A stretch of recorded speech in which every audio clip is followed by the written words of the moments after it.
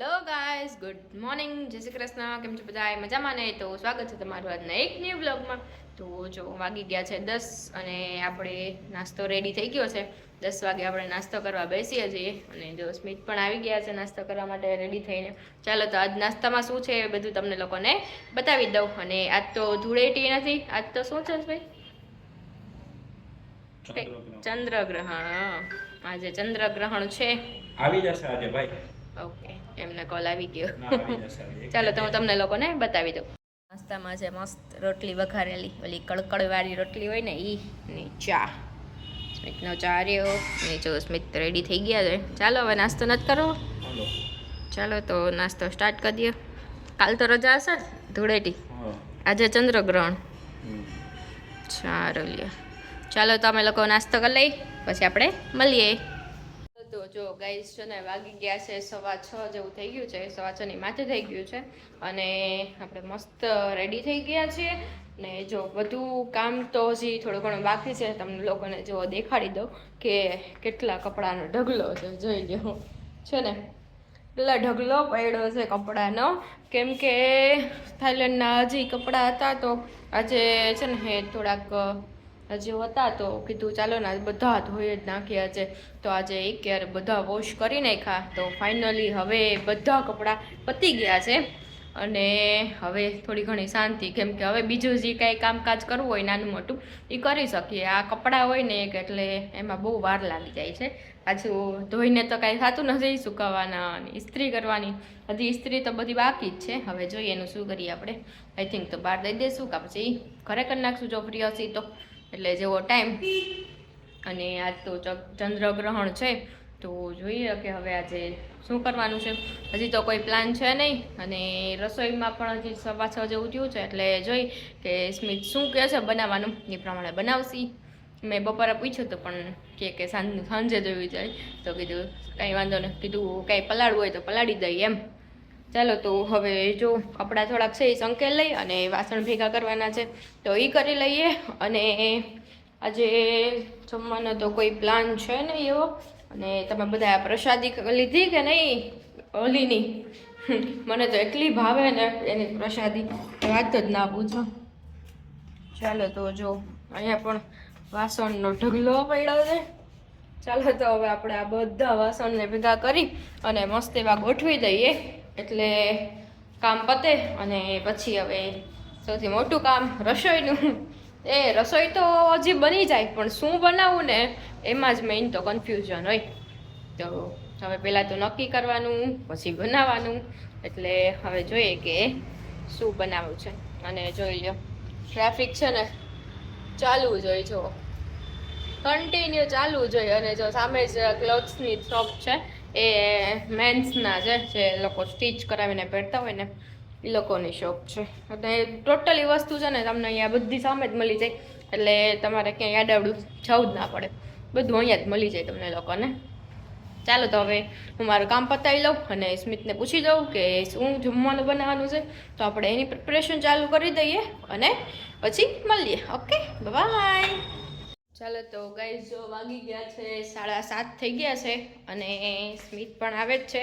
અને મને કે આજે કંઈક લાઇટ વેઇટ એવું બનાવ, તો મેં કીધું શું બનાવવું?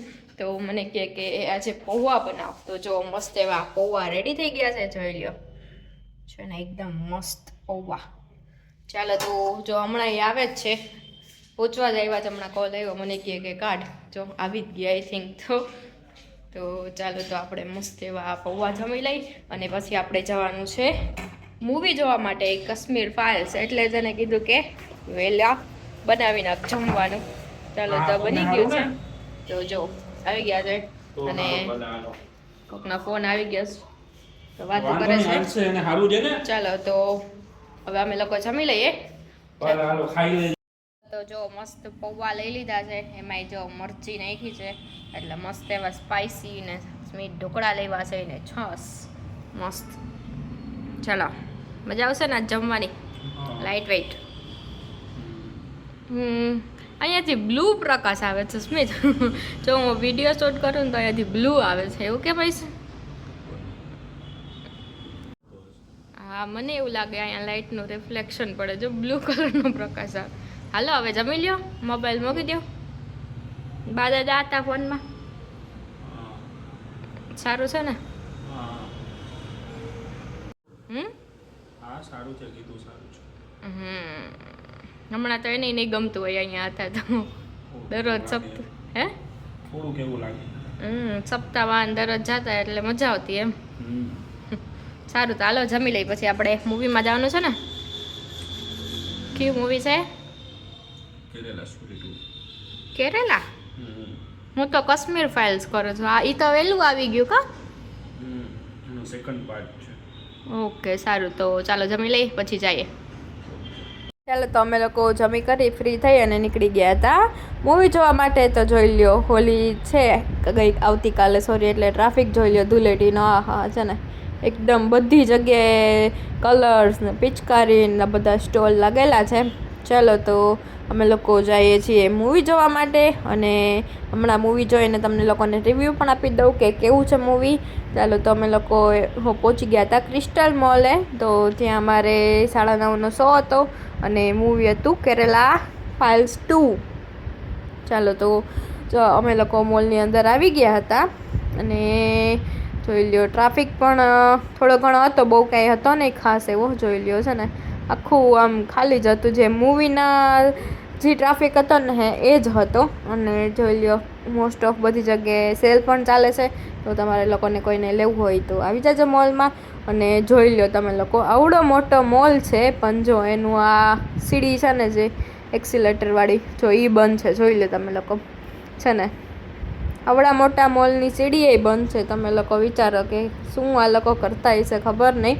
ને પછી અમે લોકો ફાઇનલી 3rd ફ્લોર પર આવી ગયા હતા, અને ત્યાં મૂવી માટે જો ત્યાં છે મૂવીનું.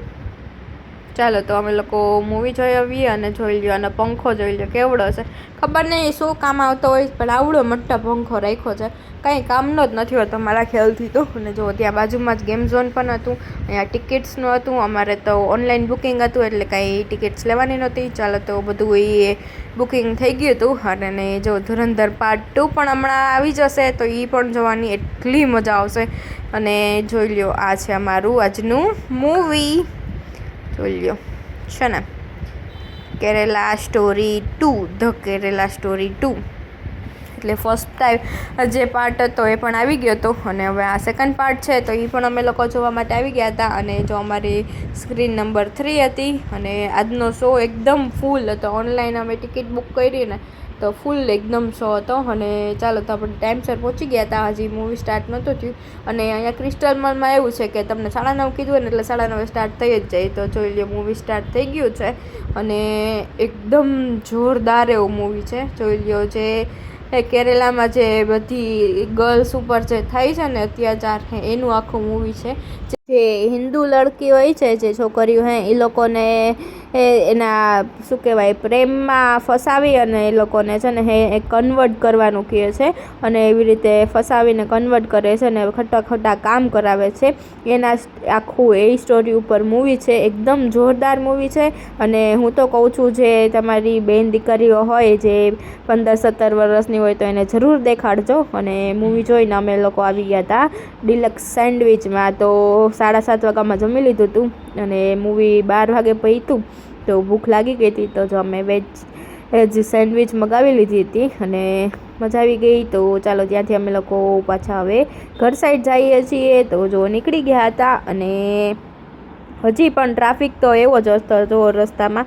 એટલે મીન્સ ટ્રાફિક મીન્સ બધા ધૂળેટીનો તહેવાર છે એટલે બધા લોકો જો ઊભા હતા વેચવા માટે કલર ને પિચકારી ને બધું. ચાલો તો બધાને એડવાન્સમાં હેપી ધૂળેટી. અને આજનો વ્લોગ ગમ્યો હોય તો ચેનલને લાઇક, શેર અને સબસ્ક્રાઈબ કરવાનું ભૂલતા નહીં.